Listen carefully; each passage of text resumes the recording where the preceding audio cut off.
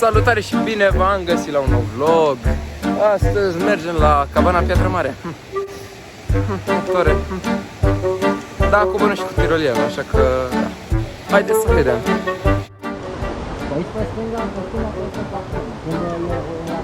Ne pregătim să pornim. Du-te, dică. Am cum să cobor de acolo dacă e? Nu. Hai, du-te. Dar trebuie să coborăm între ele sau să ducem la dreapta? Nu. Dacă uite, scară, mergi pe jos. Ia. Bine. Da, din noi, te dă poate o palmă.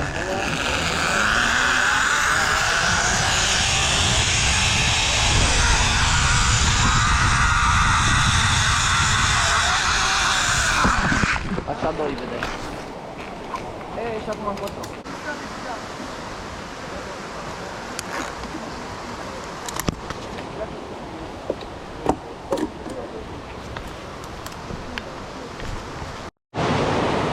Ok, asta va fi foarte interesantă, nu știu dacă mă auziți. Dar va fi interesantă.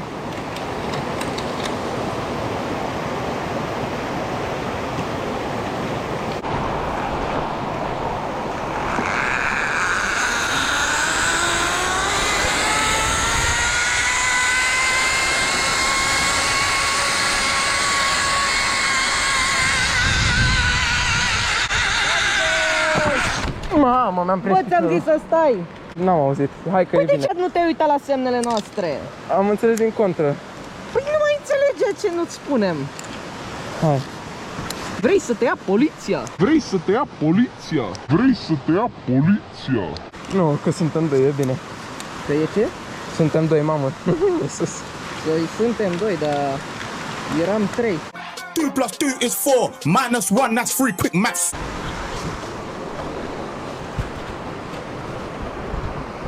E bine oare, da.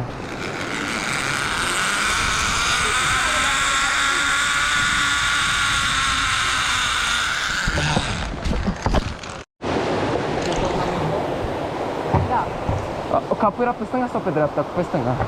Capul.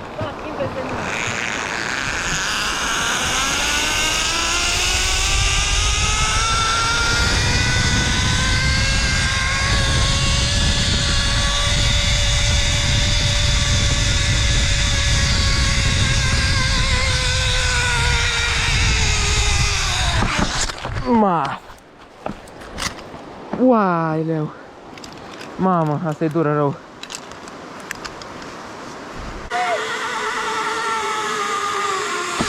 Wow! Wow! E foarte dură, mi-am prins mâna aici, m-am lovit rău. Rău de tot m-am lovit.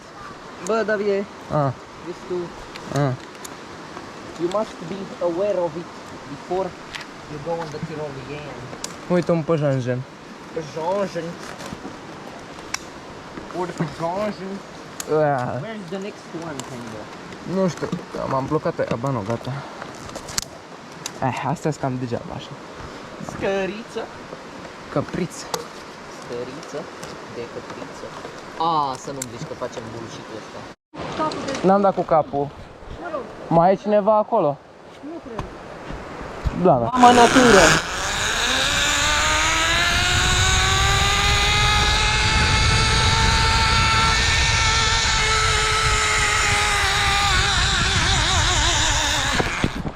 Nu te aud, dar vină cu încredere.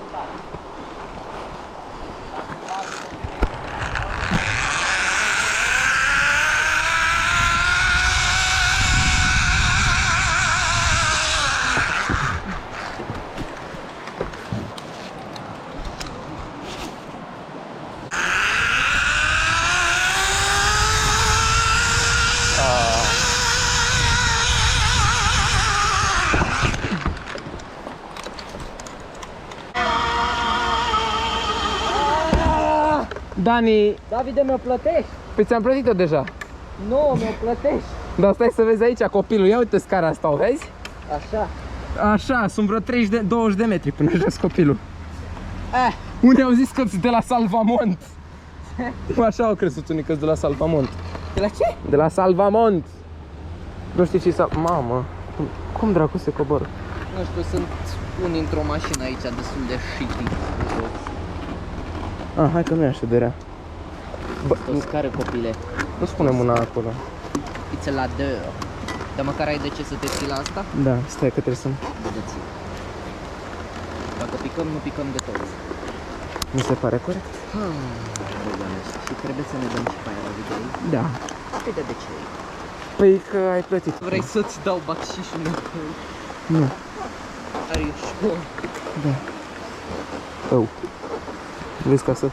Așteptați un pic! A, vezi că asta se învârte, Doamne. Dați așa! Ai văzut? Ai auzit? Ce? Una dintre scări se învârte. Da!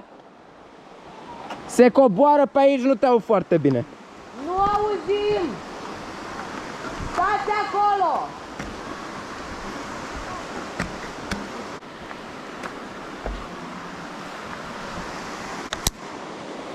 A prins motorul ăsta.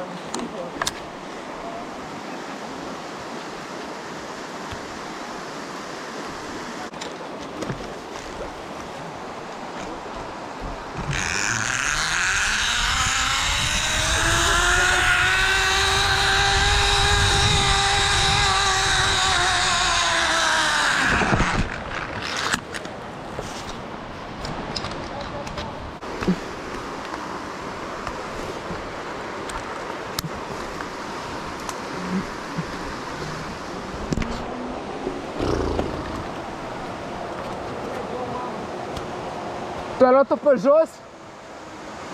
Da. Bă.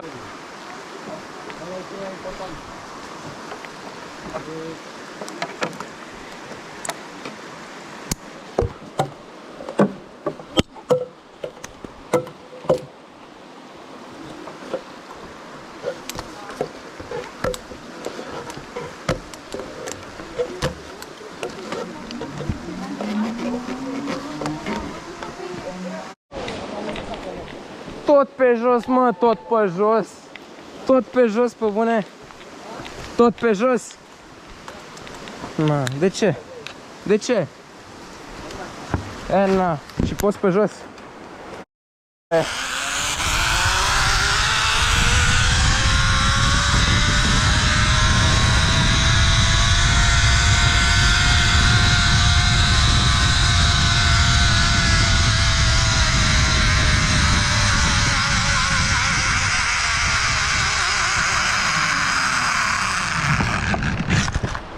Na.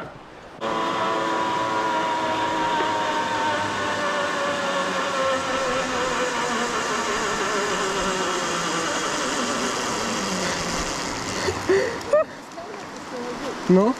Eu de-abia am ajuns, m-am apucat cu ultima mână. Ultima mână? Da, adică la limită de tot.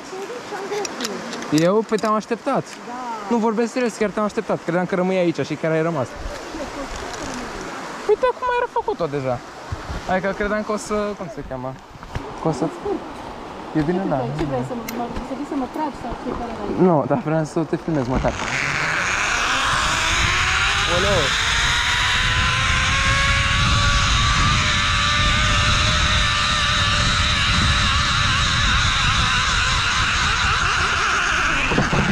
Na.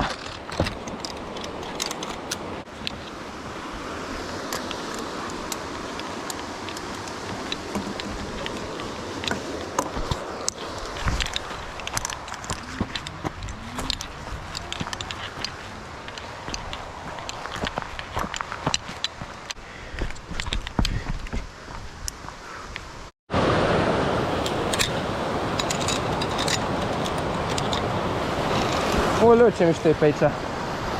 Am pus-o bine, da. Spune lui Dani că asta se oprește la copaci. Și acesta a fost momentul în care Dani s-a pierdut de mama, pentru că Dani a luat-o pe jos și mama l-a așteptat în copaci. Ei... Oleu.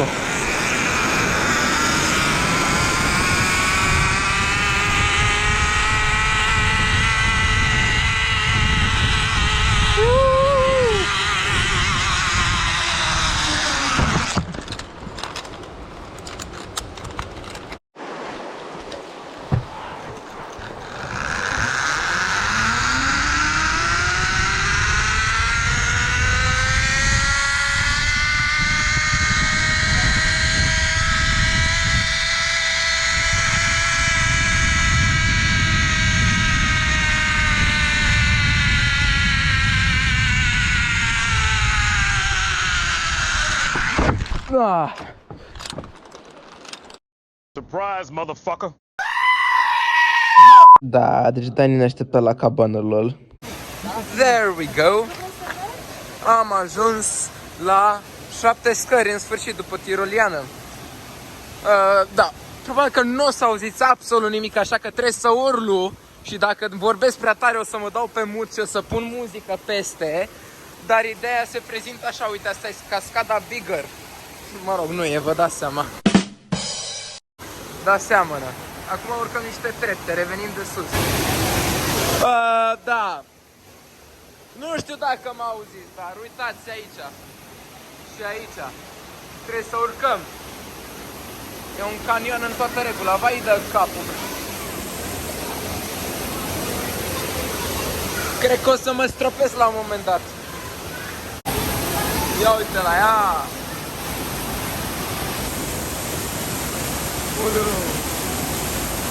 Am uitat de data trecută când am fost.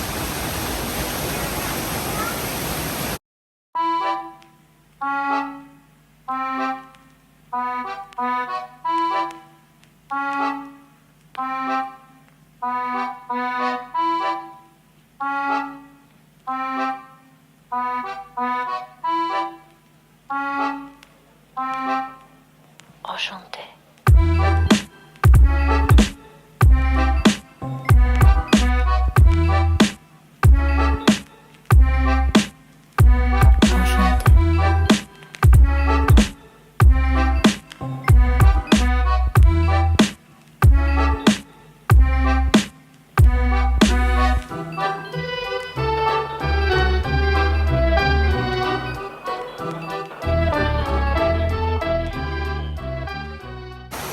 Hai că nici n-a fost furtuna aici dacă e. Hai că n-au căzut. Hai că n-au căzut copaci. Au venit castorii.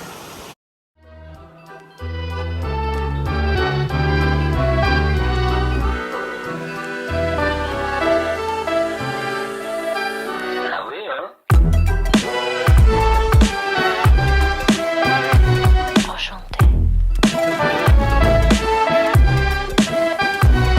Danser. Garçon.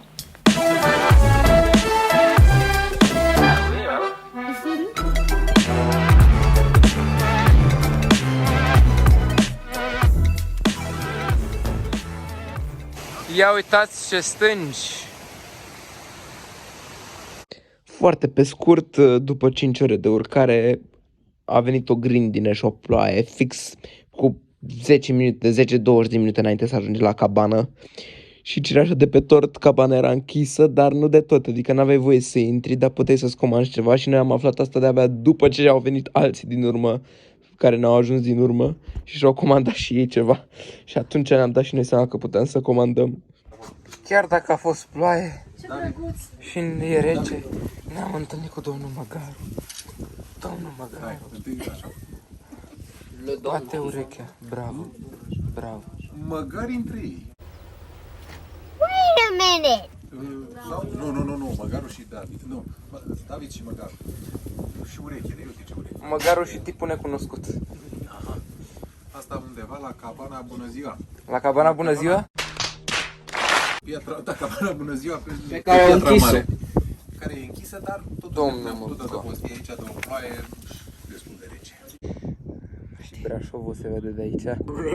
Da, se tremură imaginea că sunt foarte...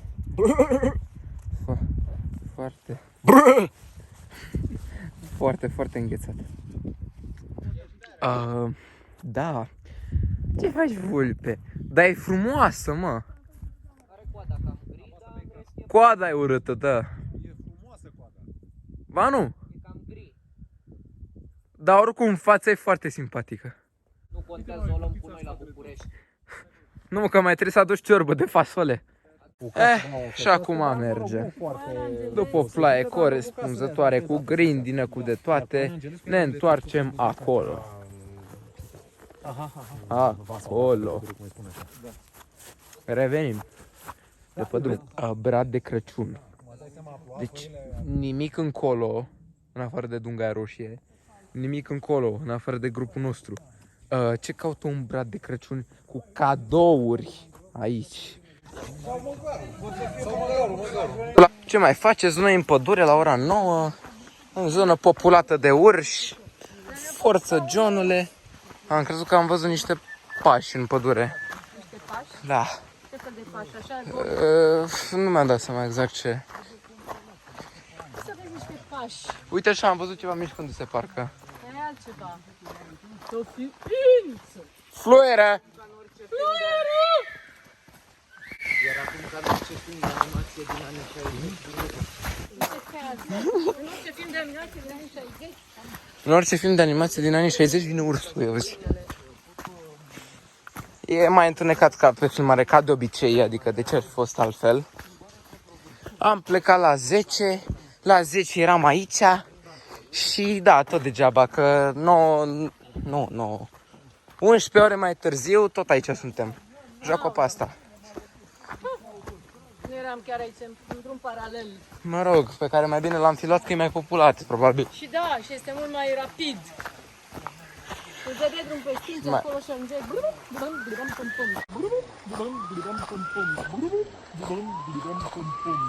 Aș dori să menționez că nicio persoană și niciun urs nu a fost vătămat pentru producerea acestui videoclip.